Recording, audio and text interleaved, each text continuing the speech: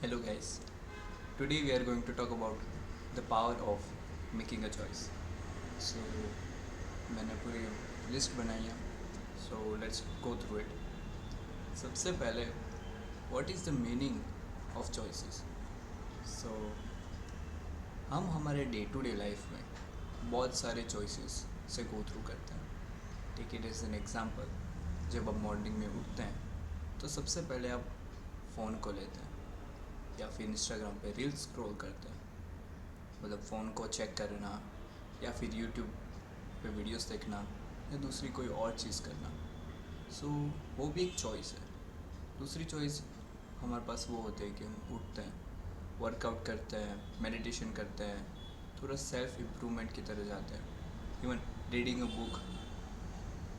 और ये चॉइस थोड़ा डिफ़िकल्ट है, बट इसमें क्या है कि दो चॉइस हो गए और ये दो चॉइस है. अब हम पे है कि हम कौन सा चॉइस सिलेक्ट करते हैं. दूसरी बात कि बेसिकली चॉइसेस क्या है.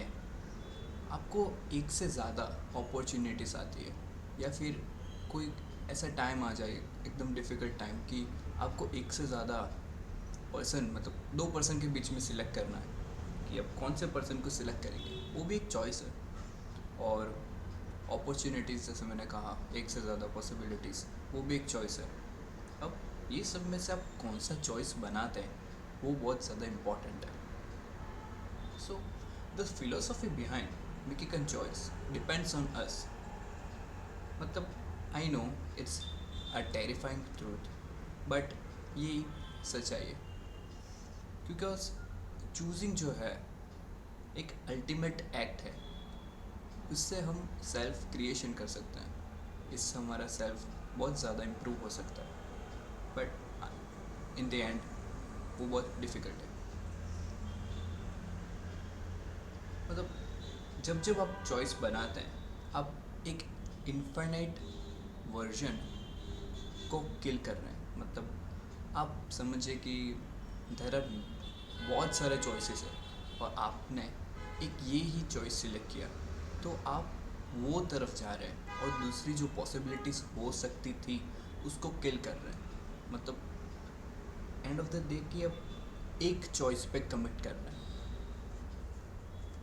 तो चलिए हम अंडरस्टैंड करते हैं कि फिलोसोफर्स क्या सोचते हैं इसके बारे में. तो मैं इसको तीन भाग में ब्रेक करके आपको समझाऊंगा. सो सबसे पहला, द बर्डन ऑफ फ्रीडम. ये जो लाइन है, ये एक फ्रेंच फिलोसोफर जीन पॉल सार्ट्रे ने दी है.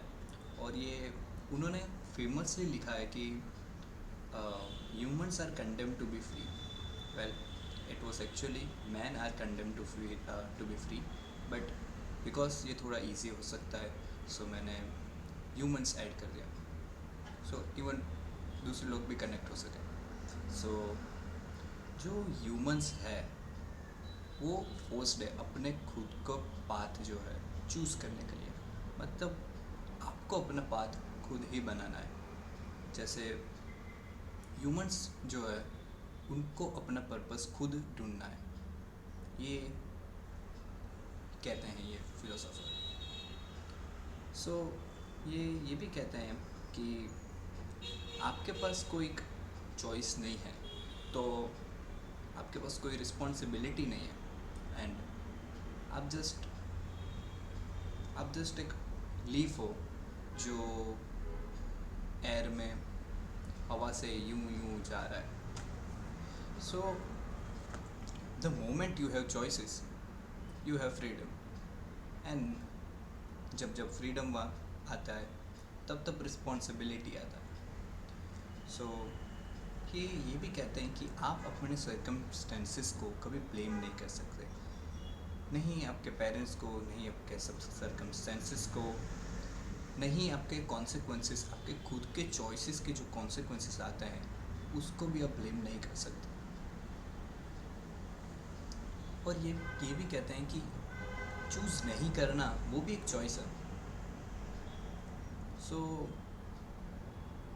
ये एक ऐसी चीज़ बनाती है जो फिलोसोफर उसको बोलते हैं एग्जिस्टेंशियल ड्रेड। इसका मतलब ये होता है कि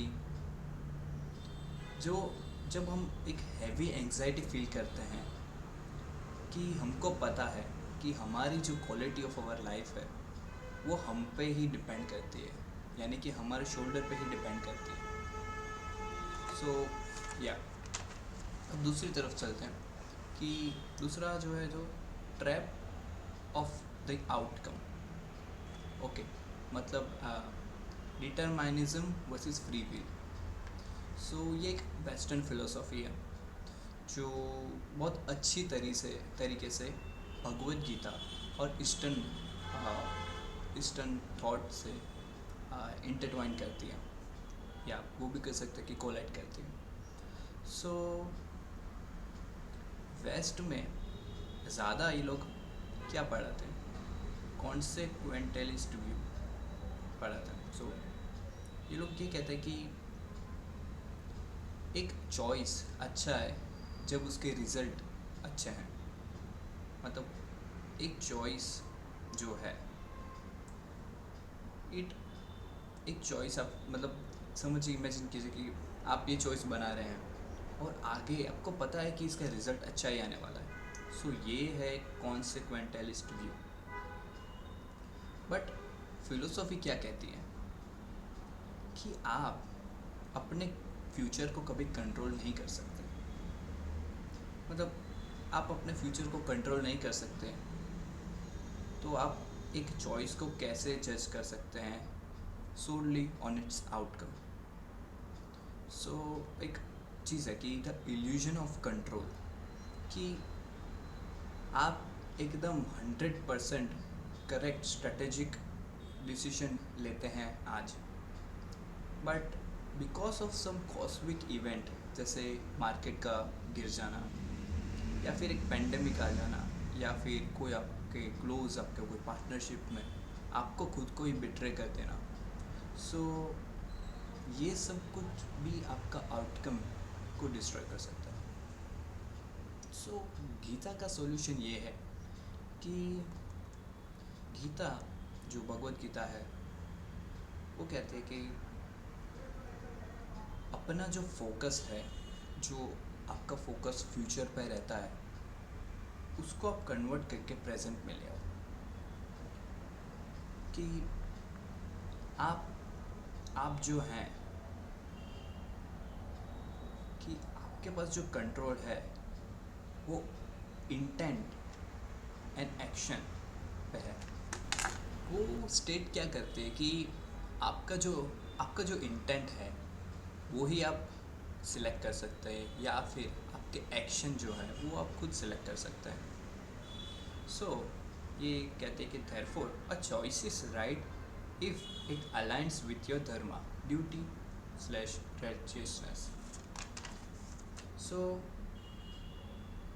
प्रेजेंट मोमेंट में रह के, और वेदर इट मतलब प्रेजेंट मोमेंट के रह के जो चॉइस बनाओ, रिगार्डलेस ऑफ कि इसमें सक्सेस मिलेगा या फेलियर। और थर्ड नंबर की जो फिलॉसफी या कह सकते हैं वो ये है कि सेकेंड ऑर्डर थिंकिंग, इसको द रिपेल इफेक्ट भी कहते हैं। सो बहुत अच्छे पॉलिटिकल मास्टरमाइंड या स्ट्रेटेजिक मास्टरमाइंड ये फिलॉसफी को कहते हैं सेकेंड ऑर्डर थिंकिंग। सो ये क्या कहते हैं कि सबसे ज़्यादा लोग जो चॉइसेस बनाते हैं वो बेस्ड ऑन इमीडिएट ग्रेटिफिकेशन पे होता है। उसको क्या बोलते हैं कि फर्स्ट ऑर्डर थिंकिंग। अब फर्स्ट ऑर्डर थिंकिंग क्या है? फर्स्ट ऑर्डर थिंकिंग कि हम इस पे बात करें कि जैसे कि take it as an example, एक शॉर्टकट, इजी ब्राइब, या फिर इजी वे आउट, या फिर कि आज ये जो चॉइस है इस पे मैं जीत रहा हूँ कि आई विन राइट नाउ, सो ये चॉइस बना लेता हूँ। So this is called first order thinking. Second order क्या है कि मैं ये चॉइस बनाता हूँ, ये शॉर्टकट लेता हूँ, तो क्या होगा कि ये मेरी इंटेग्रिटी को वीक कर देगा, कि मुझे वनरेबल बनाएगा ब्लैकमेल करने के लिए। आई मीन ये मुझे वनरेबल बनाएगा इन फ्यूचर किसी भी पर्सन को मुझे ब्लैकमेल करने के लिए। सो ये एक अलग व्यू खोलता है कि मेरा लॉन्ग टर्म गोल को रूइन कर रहा है। So take it as an example, Chanakya और अब्राहम लिंकन, ये दोनों ने चॉइसेस एकदम आइसोलेटेड इवेंट्स पे लिए कि ये लोग ने विलिंगली इमीडिएट डिस्कम्फर्ट सिलेक्ट किया बिकॉज ये लोग ने कैलकुलेट कर लिया था आगे के मूव्स को।